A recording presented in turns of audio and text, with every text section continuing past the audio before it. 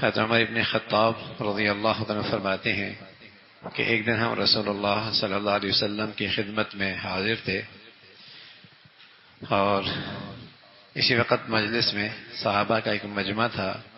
اچانک ایک شخص سامنے سے نمودار ہوا، اس مجلس میں آ گیا، جس کے کپڑے نہایت سفید، بال بہت ہی زیادہ سیاہ تھے۔ ہم اللہ کے نبی صلی اللہ علیہ وسلم کے پاس بیٹھے تھے، مجلس لگی ہوئی تھی۔ اتنے میں ایک اجنبی شخص مجلس میں آیا، جس کے کپڑے بہت سفید، بال بہت زیادہ سیاہ تھے۔ اس شخص پر سفر کا کوئی اثر بھی معلوم نہیں ہوتا تھا، جس سے یہ خیال ہوتا کہ یہ شخص کوئی بیرونی شخص ہے۔ سفر کے آثار بھی نہیں تھے، اور اسی کے ساتھ یہ بات بھی تھی کہ ہم میں سے کوئی شخص اس کو جانتا بھی نہیں تھا۔ یہ بات بڑی عجیب تھی، مسافر بھی نہیں لگتا تھا، سفر کے آثار نہیں تھے، اور مقامی بھی نہیں لگتا تھا، اس لیے کہ ہم میں سے کوئی اسے جانتا بھی نہیں تھا۔ یہاں تک کہ وہ رسول اللہ صلی اللہ علیہ وسلم کے سامنے آ کر دو زانوں اس طرح بیٹھ گیا کہ اپنے گھٹنے حضور کے گھٹنوں سے ملا دیے۔ دو زانوں ہو کے حضور علیہ الصلوۃ والسلام کے قریب ہوا، اور آپ کے گھٹنوں سے اپنے گھٹنے ملا دیے، اور اپنے ہاتھ حضور کے رانوں پہ رکھ دیے۔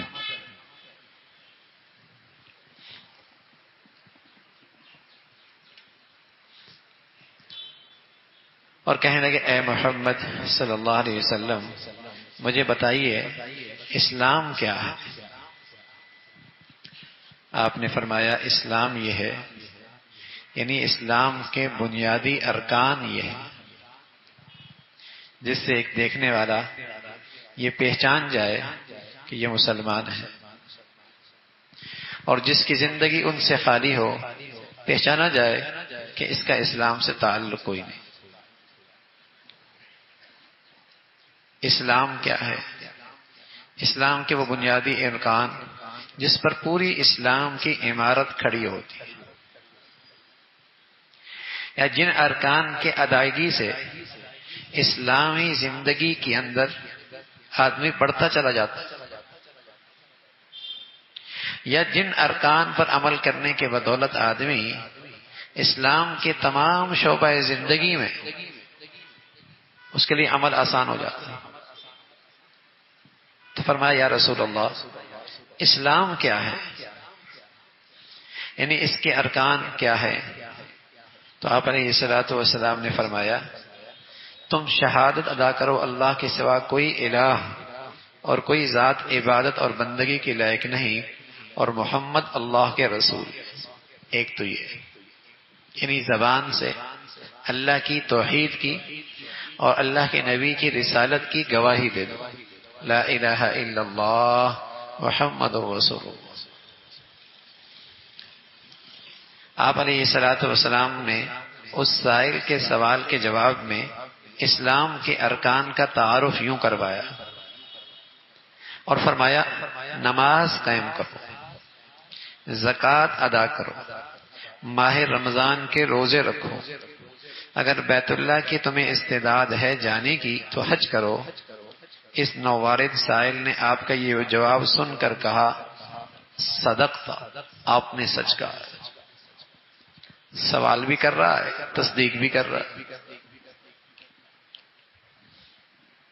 سائل بھی ہے اور تائید بھی کر رہا ہے، تصدیق بھی کر رہا ہے، کہ آپ نے سچ کہا، صدقت۔ حضرت عمر فرماتے ہیں، ہم کو اس پہ تعجب ہوا کہ یہ شخص پوچھتا بھی ہے اور خود ہی پھر تصدیق بھی کرتا ہے۔ اس کے بعد اس شخص نے عرض کیا، اب مجھے بتلائیے کہ ایمان کیا ہے؟ یہ تو آپ نے ارکان اسلام بتا دی جن کا تعلق انسان کے ظاہر سے ہے۔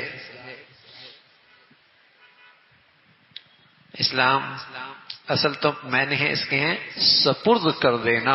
مسلمان کہتے ہیں جو اپنے آپ کو اللہ کے سپرد کر دے، زندگی کے تمام پہلوؤں میں وہ اللہ کا فرما بردار بن جائے، اپنے آپ کو اللہ کے سپرد کر دے، یہ مسلمان ہوتا ہے۔ لیکن اس کے بنیادی ارکان یہ 5 بتائے،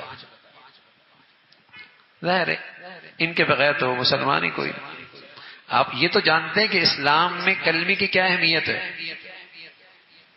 تو آپ کو پھر یہ بھی ماننا پڑے گا کہ اسلام میں پھر نماز کی کیا اہمیت ہے، پھر آپ کو یہ بھی ماننا پڑے گا کہ زکوٰۃ کی اسلام میں کیا اہمیت ہے، اور پھر آپ کو یہ بھی ماننا پڑے گا کہ روزوں کی اسلام میں کیا اہمیت ہے، اور آپ کو پھر یہ بھی ماننا پڑے گا کہ جس پہ حج فرض ہو اس کی زندگی میں حج کی کیا اہمیت ہے۔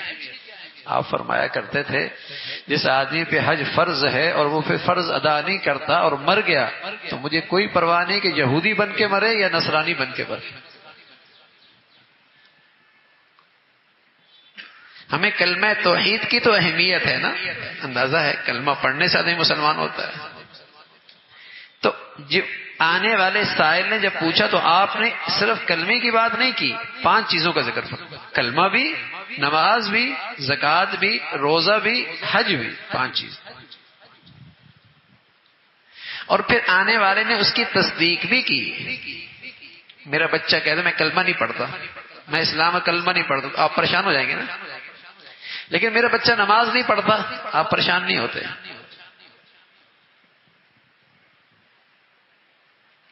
آپ کی بچی کہہ دے میں آج کے بعد کلمہ نہیں پڑھوں گی، میں اسلام میں کلمہ نہیں پڑھتی، تو آپ پریشان ہو جائیں گے، ہونا بھی چاہیے۔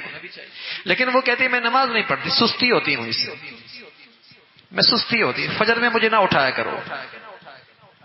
لیکن مسلمان اسے برداشت کر لیتا ہے، میں روزے نہیں رکھوں گا، مسلمان اسے قبول کر لیتا ہے۔ اگر وہ بچہ کہہ دے میں کلمہ نہیں پڑھوں گا تو پریشان ہو جائے گا، اور وہ روزہ نہیں رکھ رہا، وہ روزہ نہیں رکھ رہا۔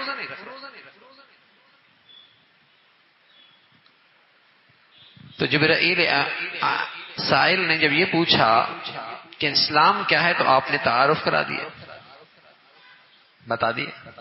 اس نے دوسرا سوال کیا، کہنے لگا اچھا یہ بتائیے کہ ایمان کیا ہے؟ آپ نے فرمایا ایمان یہ ہے کہ تم اللہ کو اور اس کے فرشتوں کو اور اس کی کتابوں کو اور اس کے رسولوں کو اور یوم آخرت یعنی روز قیامت کو حق جانو، حق مانو، اور ہر خیر اور شر کی تقدیر کو بھی حق جانو اور حق مانو۔ اس کا تعلق دل سے، آمنت باللہ وملائکتہ وکتبہ ورسلہ والیوم الآخر والقدر خیرہ وشرہ من اللہ تعالی والبعث بعد الموت۔ ویسے تو ایمانیات بہت ساری ہیں۔ ایمانیات کا مطلب ہوتا ہے نبی کا لایا ہوا تمام دین اور تمام حقیقتیں کو دل و جان سے مان لینا۔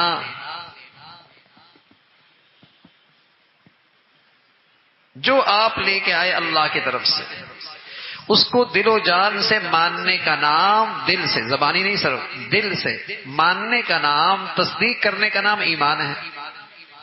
لیکن اس میں سب سے نمایاں چیزیں آپ نے اس کا ذکر فرمایا، جیسے اسلام کی نمایاں چیزوں کا ذکر فرمایا، اور یہ ایمانیات ہیں۔ اور ہم اس میں ایمان مجمل، ایمان مفصل ہم پہلے بچپن میں پڑھتے تھے، اور مسلمان اپنے بچوں کو چھوٹے چھوٹے ہوتے تھے 6-5 سال کے، 5 سال کے، یہ ایمانیات پڑھایا کرتے تھے، یہ ایمانیات سکھایا کرتے تھے۔ ان کی درسی کتابوں میں، اسکولوں کی کتابوں کے اندر بھی یہ ہوتا تھا، ایمان مجمل، ایمان مفصل، صرف دینی اداروں میں نہیں، مسلمانوں کی اسکولوں میں بھی ہوتا تھا ایمان مجمل، ایمان مفصل۔ اور اب بھی ہم جانتے ہیں کہ 4 سال کا بچہ، 5 سال کا بچہ اب کیا سیکھ رہا ہوتا ہے؟ ڈونکی سیکھ رہا ہوتا ہے، اس نے محبت سیکھ رہا ہوتا ہے، اس کا پیار کرنا اس کو آنا چاہیے۔ اب یہ سیکھتا ہے کہ یہ کتے سے محبت کتنی کرے گا، اس کو ناچنا گانا کیسے آئے گا، اب یہ سیکھتا ہے۔ پہلے اسکولوں میں بھی ایمان مجمل، ایمان فصل بچوں کو پڑھایا جاتا ہے، بنیادی چیز تھی۔ اسلام، ایمان، ایمانیات۔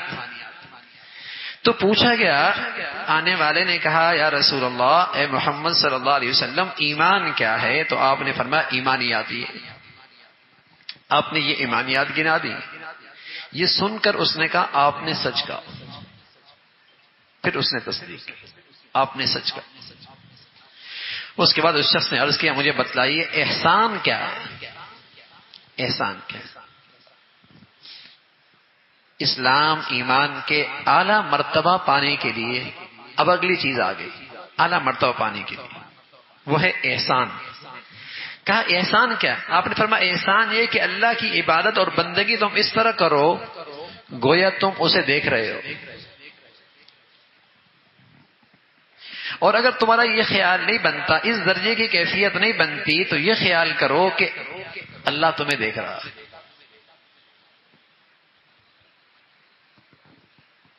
اللہ کی فرما برداری میں، اللہ کی اطاعت میں ایسا اللہ کا دھیان رکھو، ایسا اللہ کا خیال رکھو، ایسا اللہ کو حاضر ناظر سمجھو. مزدور کو پتا ہو کہ مالک دیکھ رہا ہے مجھے، تو اس کے کام کرنے کی صلاحیت اور انداز بدل جاتا ہے. اور جب یہ بھی پتا ہو کہ مالک بھی ایسا ہے کہ انعام بھی دے گا اور مالک دیکھ رہا ہے، تو بتائیے نا پھر وہ سستی کرتا ہے. مجھے طلباء بچے نوجوان ہیں، مجھے سستی ہوتی ہے نماز میں. کیوں سستی ہوتی بیٹے؟ اس لیے نہیں ہوتی کہ پتہ نہیں کہ مالک دیکھ رہا ہے، اور یہ یقین نہیں کہ جو مالک دیکھ رہا ہے وہ اس پر انعام بھی دے گا. اگر اس کا یقین آ جائے تو سستی نہیں آئے گی، مزہ آئے گا. جب مزدور اور ماتحت کو یہ پتہ چل جائے کہ مالک دیکھ رہا ہے اور اس کا میری کارکردگی دیکھ کر خوشی بھی ہوگی اور انعام بھی دے گا، تو اس کے کام کا معیار بڑھ جاتا ہے، کام کرنے کا انداز بدل جاتا ہے. یہ احسان ہے کہ اللہ کی فرما برداری ایسی ہو احسان کے ساتھ کہ اللہ تعالیٰ دیکھ رہے ہیں اور وہ انعام دیں گے. پھر آدمی کی زندگی میں جہاں جہاں وہ اسلام پہ عمل کر رہا ہے وہ بڑھیا ہو جائے گا. بڑھیا.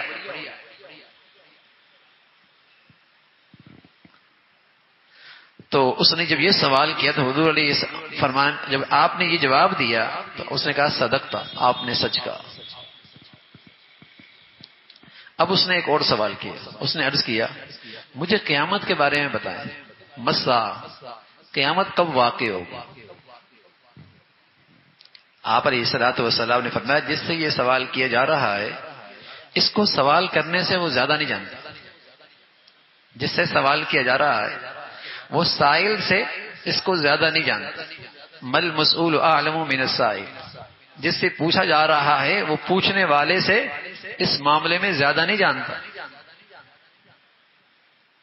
قیامت کا صحیح علم کب آئے گی؟ پھر اس نے عرض کیا اچھا مجھے اس کی کچھ نشانیاں ہی بتا دیں، کچھ نشانیاں ہی بتا دیں. تو آپ علیہ الصلوۃ والسلام نے فرمایا اس کی نشانی یہ ہے کہ لونڈی اپنی مالکہ اور اپنے آقا کو جنے گی. لونڈی اپنی مالکہ اور اپنی آقا کو جنے گی. لونڈی آقا کو جنے گی، مالکہ کو جنے گی. محدثین نے فرمایا مطلب یہ ہے کہ جیسے آقا مالکہ اپنے لونڈیوں کو ڈانٹتی ہے، ایسی ایک وقت آئے گا اولاد اپنے ماں باپ کو ڈانٹے گی. ایسی ایک وقت آئے گا اولاد اپنے ماں باپ کو ڈانٹے گی. تو لونڈی نے آقا کو جن دیا، جو اس پہ آج حکم چلا رہی ہے، جو اس پہ آج آرڈر چلا رہی ہے. ڈانٹ پڑ رہی ہے کس کو؟ بیٹے سے باپ کو، ماں کو بیٹی سے ڈانٹ پڑ رہی ہے. فرمایا ایسا وقت بھی آئے گا، قیامت کی نشانی ہے کہ اولادیں ماں باپ پر یوں مسلط ہوں گی، یوں ڈانٹ ڈپٹ کریں گی جیسے آقا اپنی باندی کو کرتا ہے. سچے نبی نے صدیوں پہلے سچ بتایا تھا اور 100% سچ بتایا، اور یہ ہو کے رہنا ہے اور ہو رہا ہے. فرمایا دوسری نشانی کیا ہے فرمایا دوسری نشانی ہے کہ تم دیکھو گے جن کے پاؤں میں جوتا اور تن پہ کپڑا نہیں، اور جو تہی دس اور بکریاں چرانے والے ہیں وہ بڑی بڑی عمارتیں بنانے لگیں گے۔ صحرائے عرب میں جا کے دیکھو نا، کہاں بکریاں چرانے والے، اور کہاں آج ایک دوسرے کی عمارت بنانے میں ایک دوسرے سے سبقت لے کر۔ اس ملک نے بنائی تو میں بھی بنا کے دکھاؤں، اس نے یہ بنائی تو میں بھی ایسی بناؤں، اس نے یہ بنائی تو ہم بھی ایسی بنائیں۔ کیا سچے نبی نے بتایا۔ پاؤں میں جوتا نہیں تھا، تن پہ کپڑا نہیں تھا، بکریاں ان کے سامنے ہوتی تھیں، اور آج دولت کیا آ گئی، عقل ہی چلی گئی کہ ساری دولت اس پہ لگ رہی ہے کہ تعمیرات میں، نمائش میں ایک دوسرے سے آگے کیسے بڑھیں۔